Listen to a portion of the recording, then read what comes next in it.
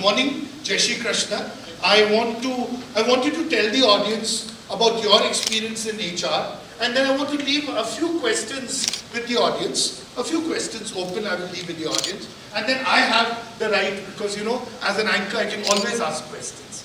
When I was reading news for Bombay Doordarshan with Luku Sanyal, I was just 18 years of age, and Luku Sanyal was 30 years of age.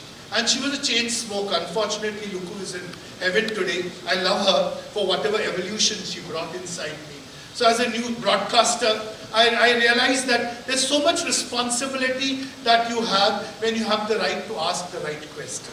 Over to you. Ladies and gentlemen, a good round of applause.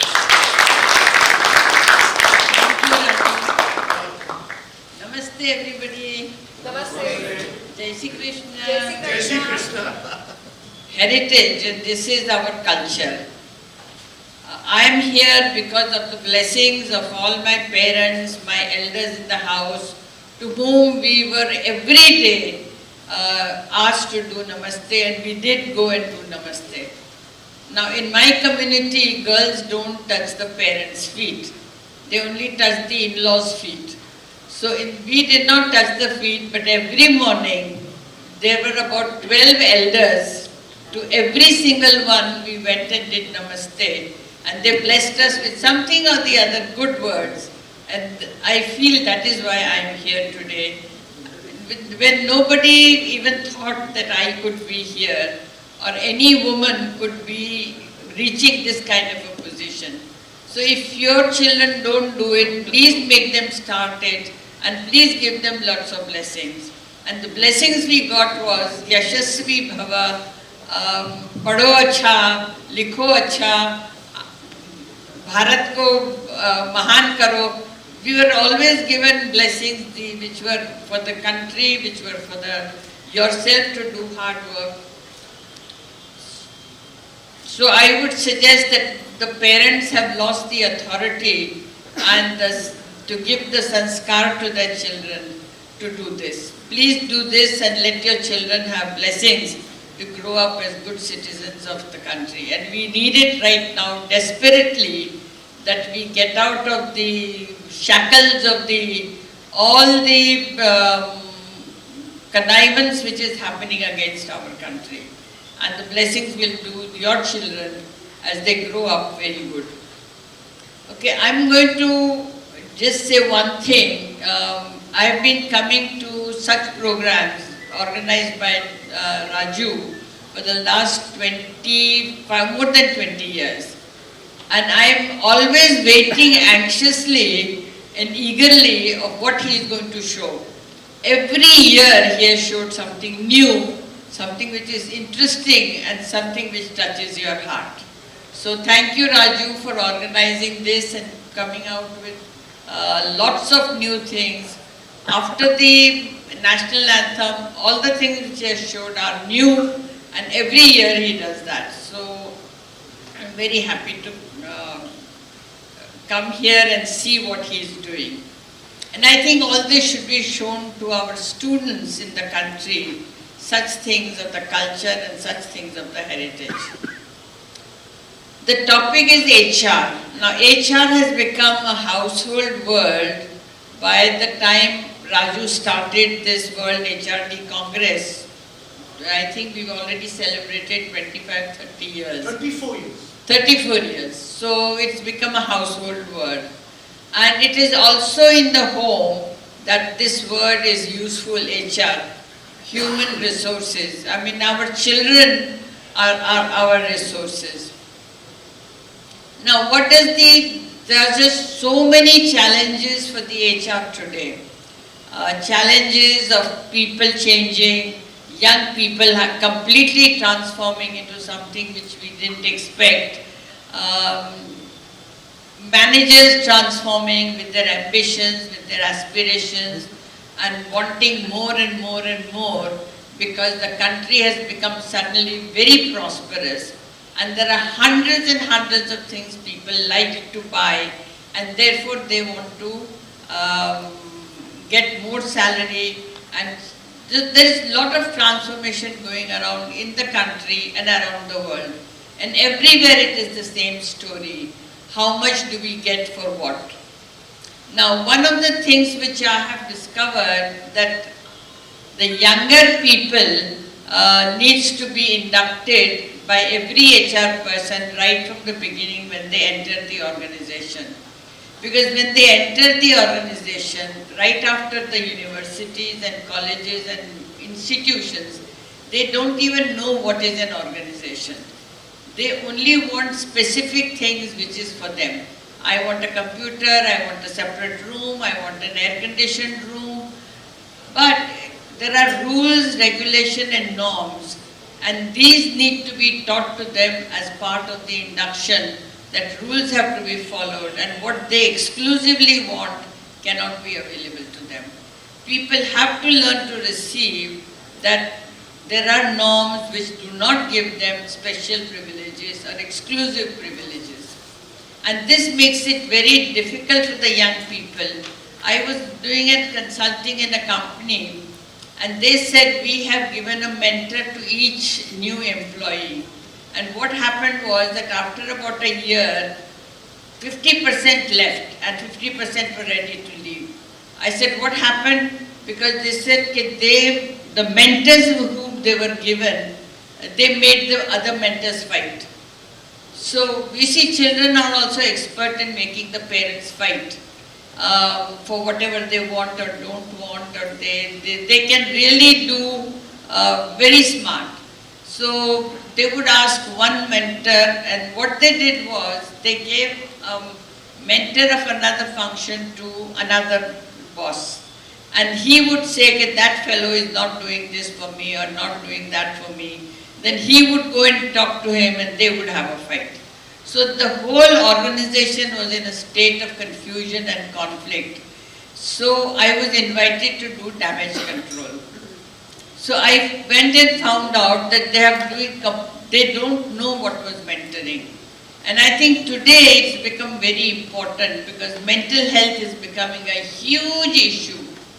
Do you know that in the last 8 months, 4 IIT students from one IIT committed suicide? The mental health issue is very important because the parents and the organization at the induction time and parents at the younger age do not know how to exercise authority. Parents do not know how to say no. The organization does not know how to say no. They just give the rule and they give the regulation, and this they don't buy. And you see, if you look at one example of where our young generation is going, will really feel, it made me feel very ashamed when I saw it. You remember the Ukraine-Russia war, that the government stopped the war for 2 hours so these, our young people could come back to India. You remember that incident? See, when they returned, every minister was standing in front of the aircraft gate, wishing them welcome with a rose. And they did not with a folded hands. None, I saw it and I counted every single person who came out of the aircraft. Not a single person looked at the minister or even did namaste to him, who was standing with folded hands, took the rose, went halfway and threw it. I think I felt so ashamed of our generation. I said, what the hell is happening to our young people? The sanskari, they've gone. See, this is the common response that if somebody greets you. Now, if the minister had said, welcome, or said something in English like, they would have answered back. But because they did namaste, they felt ashamed to do namaste. I think this is one of the things which we are losing out in our country, which we should take care of. Organization also, it is happening that you give them a job and say this needs to be finished by 5 o'clock. They would never have finished it by 5 o'clock. They would give all kinds of excuses to say, ye hua, wo hua, isne nahi kiya, usne nahi kiya. They start blaming other people of saying why it did not happen. Taking accountability that if I have been told to do my job by 5, then it is my responsibility to do the job by 5. This doesn't happen, and I think this needs to be trained to our people to take total accountability of the responsibility that they are given. And I think the challenges before HR are many. One of the major challenges which is now coming up is the AI. The AI can do lot of time saving for many things. But see, AI does not have pran. AI does not have an atma. So they cannot really be sympathetic, they cannot be empathy, they cannot be understanding, they cannot be communicating of what needs to be done. And I think this is going to create immense amount of problems in the organization, because AI will not ask for salary, AI will not ask for overtime, AI will not ask for anything, but they can work 24-hour hours a day without any fail. But they cannot do human phenomena. They cannot have any human interaction, because neither do they have a pran, nor do they have an atma, which can be sympathetic to the people next to you. Now, this is going to be a major issue. This technology tool is very, very dangerous. I heard of this 25 years ago when my husband was doing some work on neural network. He was doing research on some brain patterns, and there he discovered the AI tool. And he said, he told me once that this is going to be so dangerous if people do not know how to use it. He said they will make people completely mechanical and non-responsive to each other. And it is happening that our relationships are going down the drain. Relationships don't work. If you see children in the universities, I started FLAME. So when I started looking at the students, 30% were single parent children. The marriages didn't work, and it was the mother was looking after the child, and the father was hardly available to the child, even when there was a joint custody. So the families are going to be disrupted, and this disruption is going to bring disruption in the organization. So organization will also have to start looking at what kind of family backgrounds your young entrants are coming into the organization, and how much, and you must realize that in my research that students or young people who have grown up with grandparents are far better adjusted with people than children who are grown up in a broken family. So you have to find out, and they need special attention to work, to accept the discipline of work. And today the parents want affection from the children rather than children wanting affection from the parents. Children don't give respect to the parents.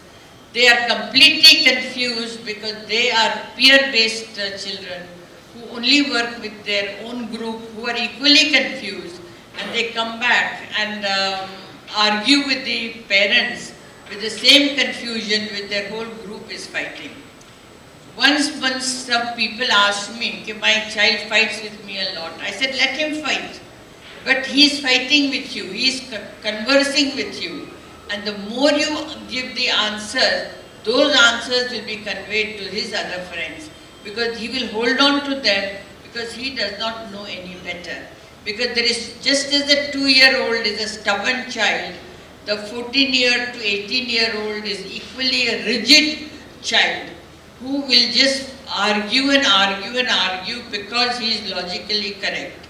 Or it is all the logic which he has is of a Western culture, not necessarily our culture. Our culture has never taught children to argue with the parents, but to talk with the parents, discuss, dialogue with the parents, and then see, parents have experience, a child does not have experience.